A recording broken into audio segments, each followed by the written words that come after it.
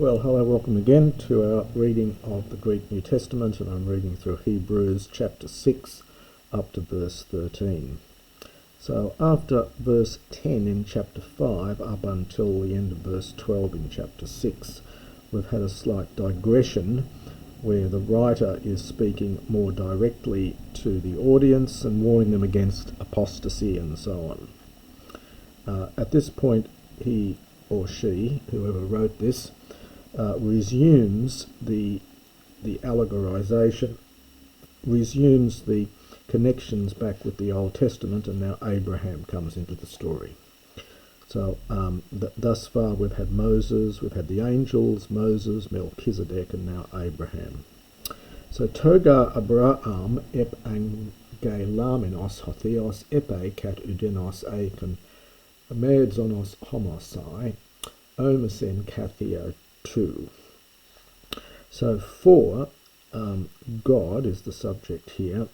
Ep angelamenos, having made a promise to Abraham, since, now this is slightly awkward here, literally he had, now you swear by somebody, so he had by nobody greater to swear. So since he had nobody greater to swear by, we'd say in English, so medzonos is genitive from medzone, which is the comparative. So since he had nobody better to swear by, greater to swear by, homosai infinitive, aorist infinitive from the verb of swearing, homnumi. So omasen is the aorist now. He swore, kathiao 2, he swore by himself. Legon, saying, amen, eulogon, eulogeso, sekai, pleithunon, pleithuno, se. Now, you probably won't, if you've only read New Testament Greek, you might not have come across this particle main before, and it is part of a quotation from the Septuagint. I don't think this particle occurs except here in the quotation in the New Testament. It's a lengthened form of men. It's very common in earlier Greek, in Homer and in 5th century Attic and so on, but it tends to have died out a bit in later Greek, especially in the New Testament. So it's just a lengthened form of men. It means indeed, something like that. And probably also we've got a verb of swearing, and afterwards we've got this a. It doesn't mean if here, but rather that. So saying, it is that indeed, blessing, I will bless you, and pleithuno is to increase in number. So increasing your number, I will increase you in respect of your number. This is the future here. The verb is pleithuno, so it's got a liquid vowel at the end. You can tell by the omega and the accent this is the future.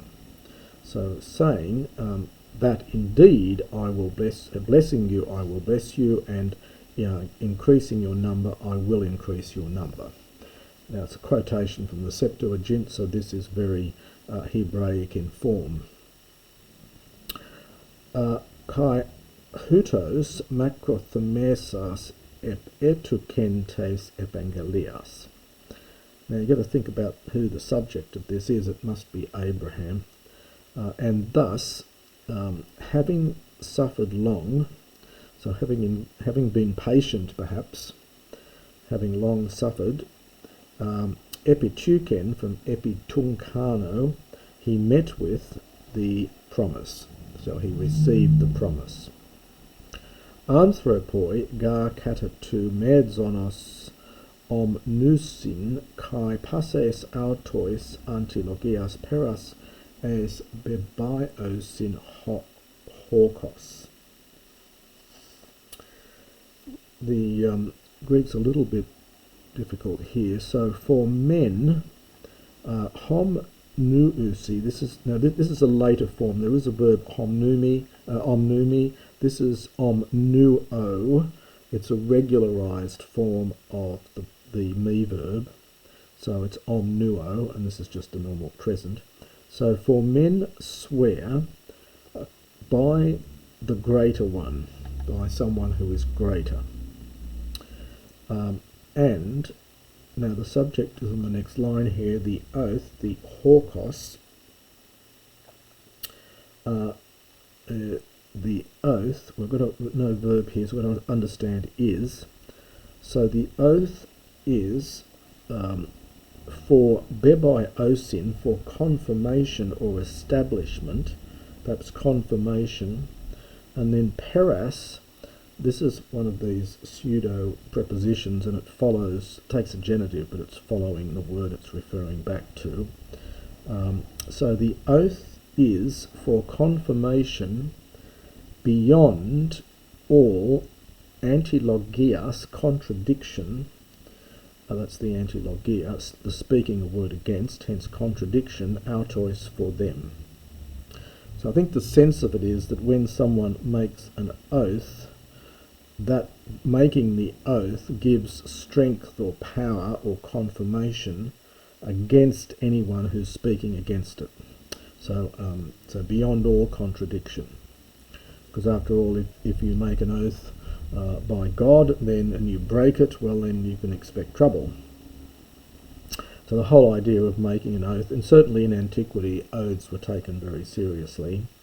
The oath is for confirmation or establishment. That's this bebiosis. You get bebios in the New Testament, meaning secure or strong. The abstract noun, bebiosis, third declension feminine, abstract noun, it's only once in the Septuagint, but it does apparently occur a lot in the contemporary papyri, so it had become a fairly standard word in the language of the day.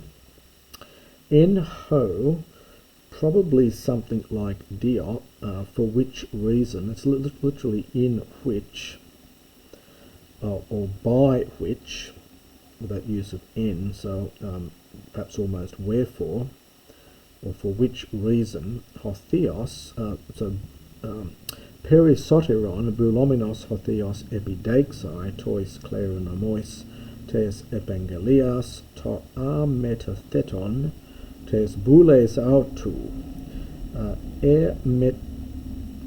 mesitusen orko, hinadia duo pragmaton metatheton, en hois adunaton pseusasthai ton theon, iskuran paraklesin ekomen, hoi kataphugontes kretesai tes prokaimenes elpidos.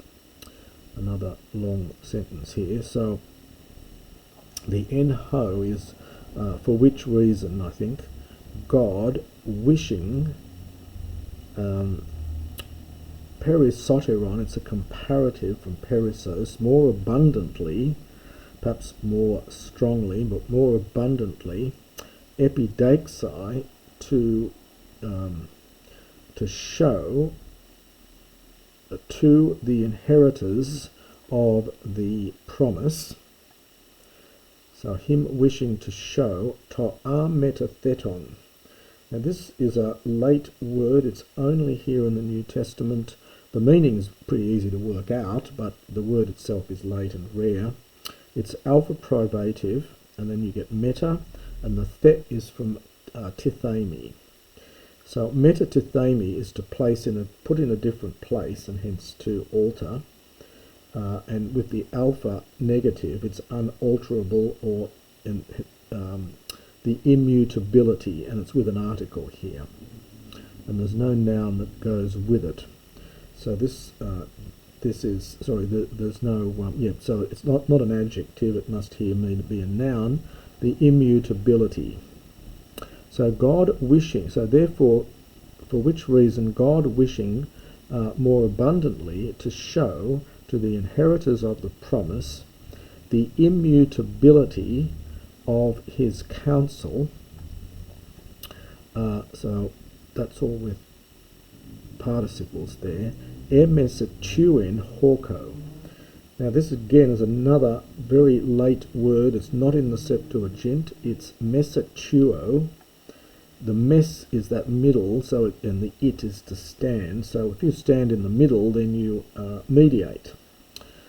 So he mediated by an oath. So a complicated sentence there. Again, you need to look at the commentaries to flesh out the deeper meanings of this. But the literal meaning then is, for this reason, God, wishing more abundantly to show to the inheritors of the promise the immutability of his will, or perhaps counsel, he acted as a mediator he mediated it by an oath. That is, he mediated the promise to the inheritors of the promise. Hina, in order that dia duo pragmaton a metatheto. Now here we've got this same word again, but here it's being used as an adjective and it's going with pragmaton. So in order that through two immutable pragmaton actions, perhaps, or matters, this is a plural from pragma, in which, understand esti, it is adunaton impossible for God, pseudasthai, to prove false, from pseudomai, or to tell a lie, from pseudomai, this is the aorist middle infinitive. So because of all that, let us, now the subject here is hoi katafugontes. Katafugo is to use, often used to go into refuge. So those of us who have taken refuge, hortatory subjunctive, let us have a strong or perhaps secure paraklesin, consolation, kratesai, to take hold of the hope which prokaimenos, which is set before us, from prokaimai. A lot of funny, a lot of not difficult vocabulary, but a lot of not so common vocabulary we're getting in this book, of course. So the hope, and then hein hos ankuron ekomentes psukes aspele te kai bebayan kai es kominein es to esoteron tu katapetasmatos hopu prodromos hyperhemon es elphen Jesus kataten taxin Melchizedek archieros genominos es ton Iona. So the hein is a relative pronoun with the hope from before the elpis. So the hope which hos anchoron. Now that we get our word anchor from that, this is exactly the word English word anchor. So which, like an anchor, we have. The anchor of the soul. So which we have, like an anchor, tes psukes, of the soul. Now we get a tekai, both aspele, secure, or perhaps secure, safe, and bebias, or another word meaning secure, so perhaps safe and secure, and feminine participle, again it must be agreeing with hope, which is into the esoteron, the innermost place. Now this is really a comparison. It's eso plus the teron, the inner. Well, it's the innermost part, innermost place, innermost part of the katapetasmatos. The katapetasma is the veil. It's the veil of the temple. It's the curtain of the temple. So the Jewish temple, in the Jewish temple, the people could go up to a certain point, and then behind the veil was kept, in the original temple, it is said, was kept the Ark of the Covenant and so on, and only the priest was allowed to go in there.